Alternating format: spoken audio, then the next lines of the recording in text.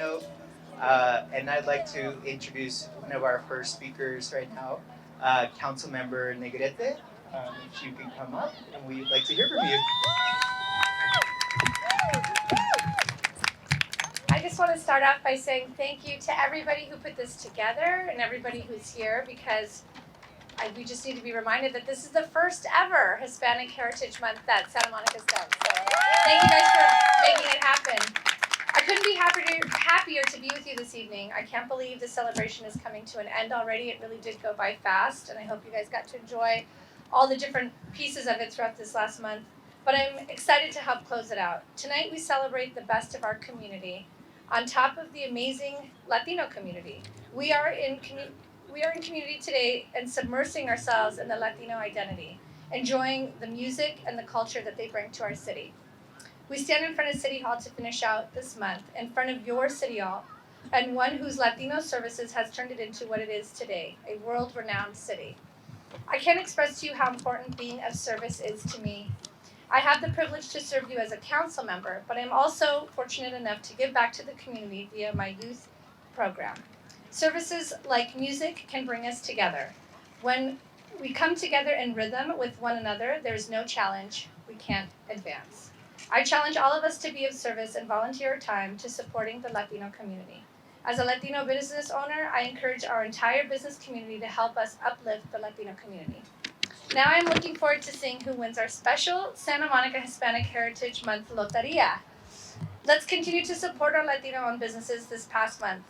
By the way, I hope all of you got a chance to explore a new business you never knew about. I know I did. So I hope you will continue to visit those businesses and look for more. A big congratulations to our awardees for their service to our community. Let's end this celebration remembering we can all be of service. Thank you.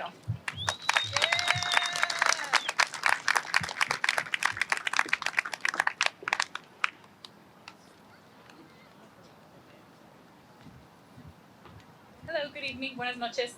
Our next speaker might be recognizable, as he used to sit on the dais as a former city council member. His biggest claim to fame is that he was the chair of Committee 41 at Samohi many, many moons ago. Some have called him Santa Monica royalty, but I just call him a good guy. He's the incoming chair of the Chamber of Commerce, Greg Moreno.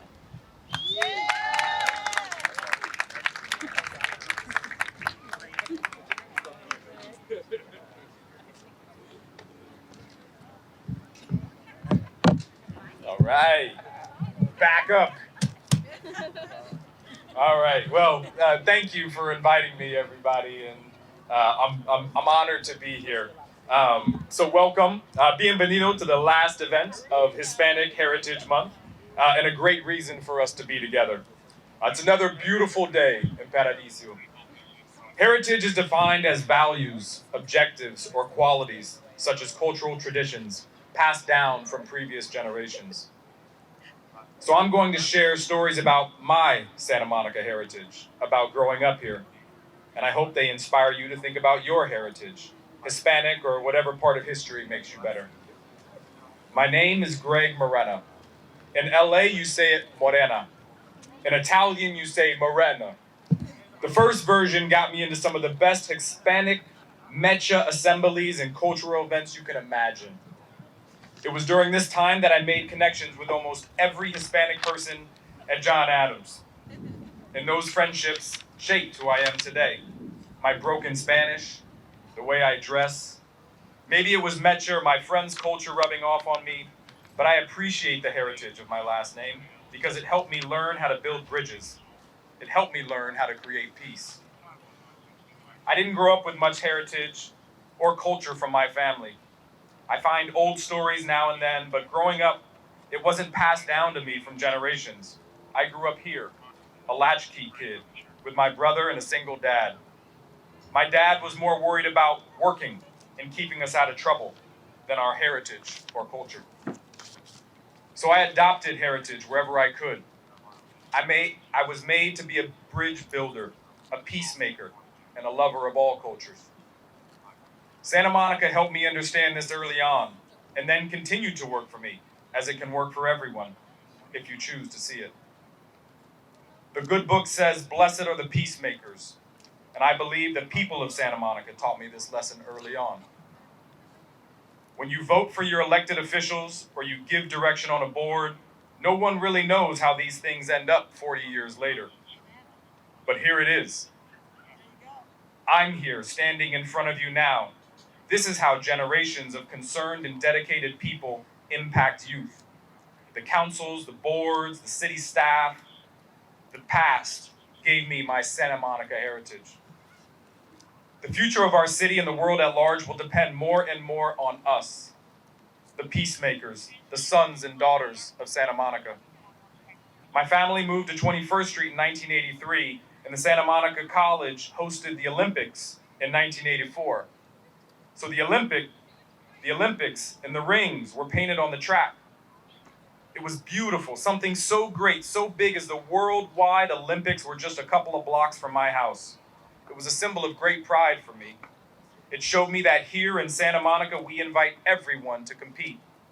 To me, those rings at SMC were a symbol of peace and inclusion. Sitting on dozens of boards, commissions, and the council made me understand just how much time and dedication go into making something so big and so good like the Olympics or like the city of Santa Monica. People who work in public service are peacemakers. Whether they know it or not, pay or no pay, council members, commissioners, and city staff are all part of a big body of peacemakers that work together to make good, big things happen.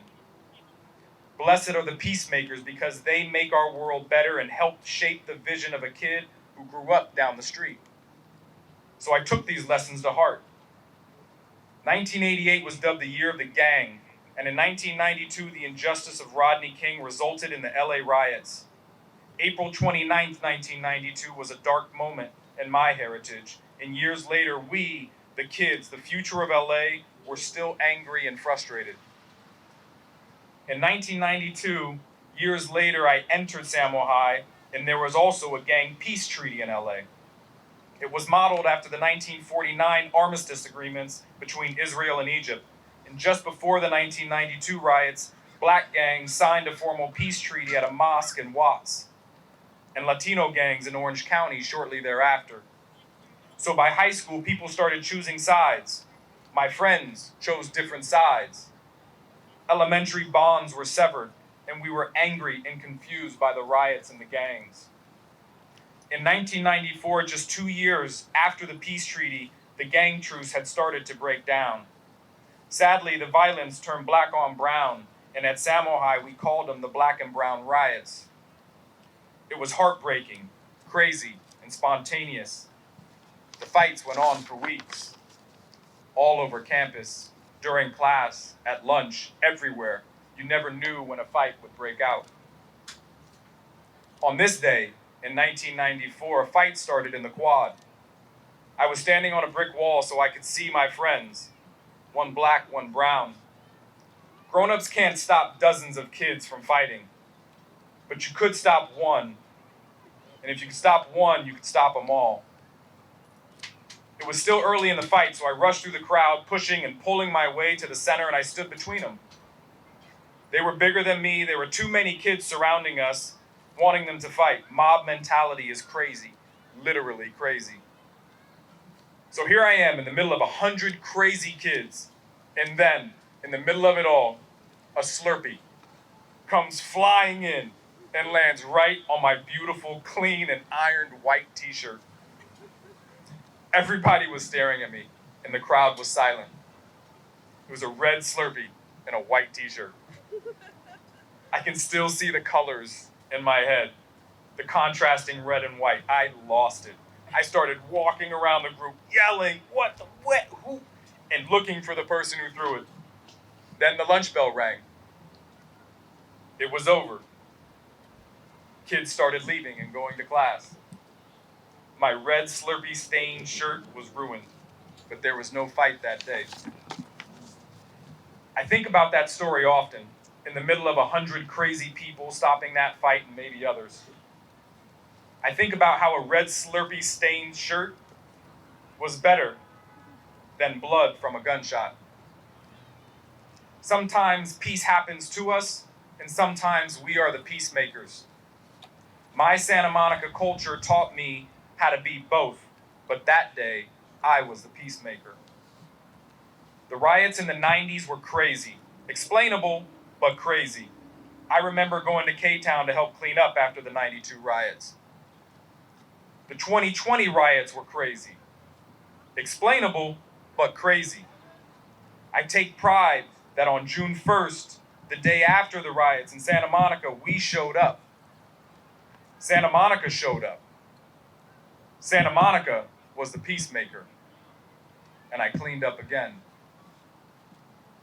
Peacemaking and standing up for what is right will make our economics better. It will make us inclusive. It will lift morale, and with good perspective, sky's the limit. For me, my happy place is at the beach or in the ocean. My perspective starts there. I'm in the water as much as possible, just like when I was a kid. It's exercise, it's open space, it's opportunity, it's Santa Monica, if you ask me. I love that peace isn't an option in the ocean. It's a must. I see people everywhere, all over the beach and the pier. I'm often smiling and happy. And when asked how I'm doing, I'm always blessed. I'm always stoked. Our Santa Monica heritage has given me so much, and I'm so incredibly grateful. I am truly blessed, and I'm stoked. I'm stoked to be here. I'm stoked to be closing Hispanic Heritage Month and talking about my heritage. We live and work in Paradiso. If we choose to see it that way, I hope you do too. God bless Santa Monica.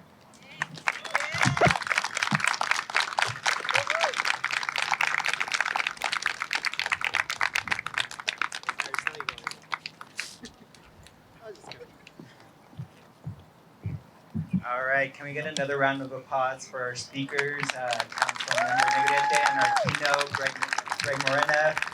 So the festivities are not quite done yet. We're gonna have a ballet folklorico, and our awards are gonna be given out in a couple of minutes. So we will wait for the performance to start in a couple of seconds. So thank you, everyone. Yeah, it's on. Hello, everyone. We wanted to take an opportunity to start the event, so we want everybody to please come as close as possible. But still safely separate.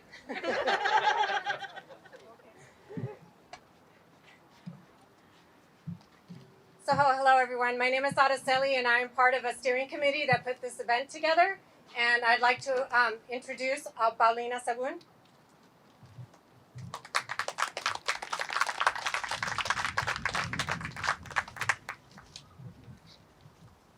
I am here in the tradition of our indigenous elders to welcome you all here and to give you a few words of wisdom. Kuali Teotaki, buenas tardes, good afternoon. We acknowledge that we are standing and living on the ancestral land of the Tongva. The Tongva Nation are the traditional caretakers of the Los Angeles Basin and the Southern Channel Islands. The Tongva Nation did not cede, sell, or sign treaties against their land.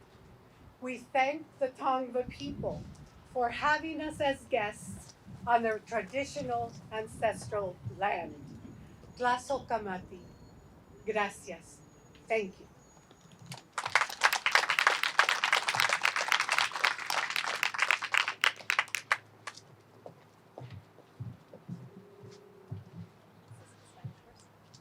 Buenas tardes a todos. Mi nombre es Doris Mejia. Don't worry for those of you that don't understand what I'm saying. Araceli will say it in English. Mi nombre es Doris Mejia. Yo trabajo para el Departamento de Recursos Humanos y estamos juntos con un grupo que estamos, el comité que planeó esto. Les damos la bienvenida y les damos las gracias por estar con nosotros aquí para celebrar el mes y terminar de celebrar el mes de la herencia hispana. Araceli Esparza. I am part of the steering committee as well. we wanted to welcome everybody today. First and foremost, we want to take a moment to acknowledge some of our special guests. We have Sue Himmert, our mayor. We have Galeem Davis, who actually helped us out at the Cine Latino last week. We have Lana Negrete, Oscar de la Torre, over there. And we also have David White, who is our new city manager. So we wanted to give him an opportunity to introduce himself to the committee. To the community. So, David?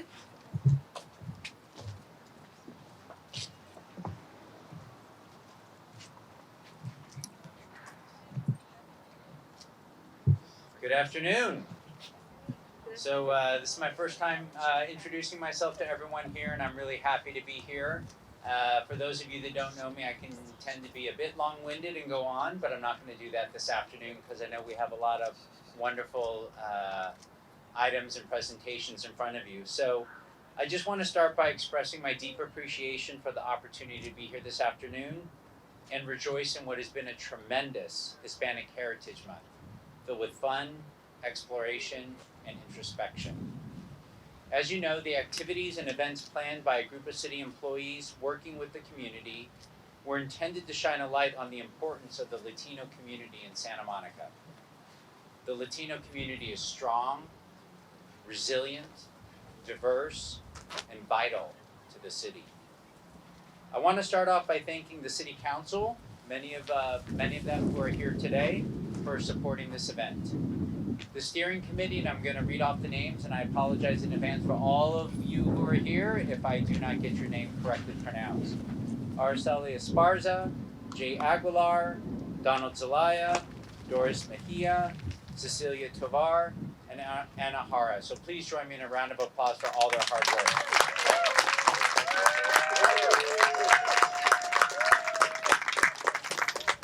I also want to thank some corporate and nonprofit supporters who've been instrumental in bringing this event to life. Verizon, and I know there are folks from Verizon here in attendance. Good afternoon. Santa Monica Travel and Tourism, and Whole Foods. Over the years, the city has worked hard to direct resources and support the Latino community. And I just want to list off a few examples. The free educational and recreational programs and activity classes at Virginia Avenue Park. The farmers market that I've personally been to numerous occasions already that enlivens Virginia Avenue Park on Saturday mornings. The Pico branch library, which opened in 2014, which is a full-service library. The work to bridge the digital divide by launching a pilot project to offer high-speed internet services to residents of the Pico neighborhood. And finally, the commercial kitchen at Virginia Avenue Park that is underway that will provide the Pico neighborhood with access to a space where individuals can gather and cook meals for themselves, their families, and the greater community. And I'm hoping I can enjoy that too. While acknowledging all that has been done is important, the events of this past month were designed to lay the foundation and set the tone for the future. There is no doubt that when we work collaboratively and bring our diverse community together, we are stronger. And I want to conclude by expressing my sincere commitment to working with the Latino community to forge a bright Santa Monica for all.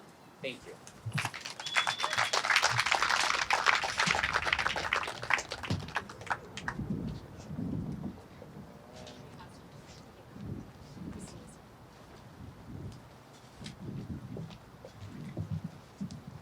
Thank you. Where'd you go? Thank you, David. Wanted to take a moment. I was remiss. We have our Councilmember Christine Parras here, who helped us launch the month. So she was at the Promenade event. So I want to make sure we recognize her as well. At this point, I think it's Oscar. All right. So we have a couple of the council members that are going to speak. We have Oscar coming up first. Oscar de la Torre. Yeah, thank you. I want to thank the steering committee for this great first ever Hispanic Heritage Month celebration, Latino Heritage Month. I love also the wording that is herencia hispana, which is very important, for us to recognize that as Latinos in this country, as Mexicanos, Centroamericanos, people from South America, we're indigenous to this land. We're from here.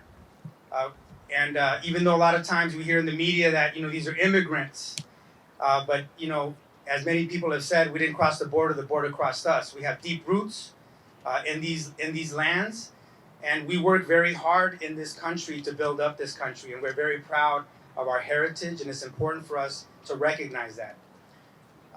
There's a lot going on in the country, a lot going on in the city, and it's very important to recognize that nothing can happen without the hard work and dedication of Latino workers in this city. The foundation of the people that do the heavy lifting, the people that keep our parks clean, and our first responders, people that are ensuring that we have public safety. From the top of the organization on the city council, to all levels of government, there are Latinos making a positive contribution to this city, and I'm very proud to be part of that,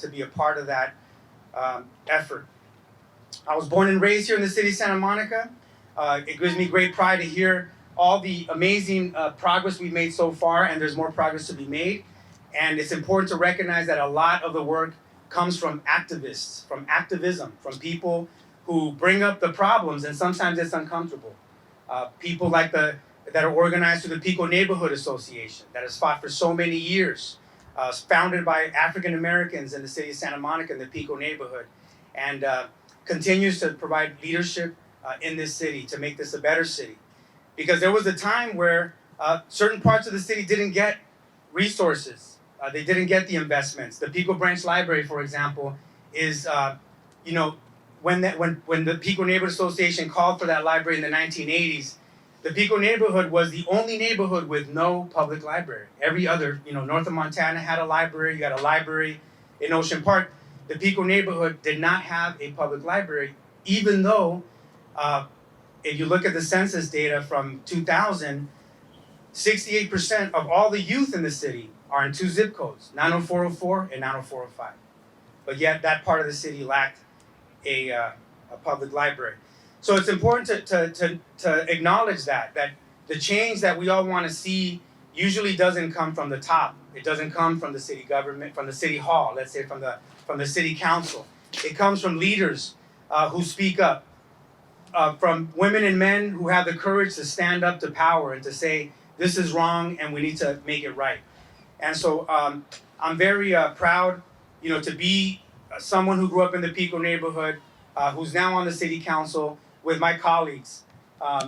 Just proud to see Lana and Christine and Greg, who was on the city council, who grew up here, and with everyone else, with Sue and Gleam and Phil, who also was born and raised in the city of Santa Monica. It's a new day in Santa Monica because we have an organization that's really trying its best to connect, really trying its best to listen, to hear your concerns as employees, as people who work for the city of Santa Monica. We want to see ourselves as one, working together to make this a better city for the residents of the city. So God bless you all. Muchas gracias a todos por estar aquí. Es un placer, un honor y un orgullo ser mexicano, ser latino hoy en la ciudad de Santa Mónica. Thank you very much.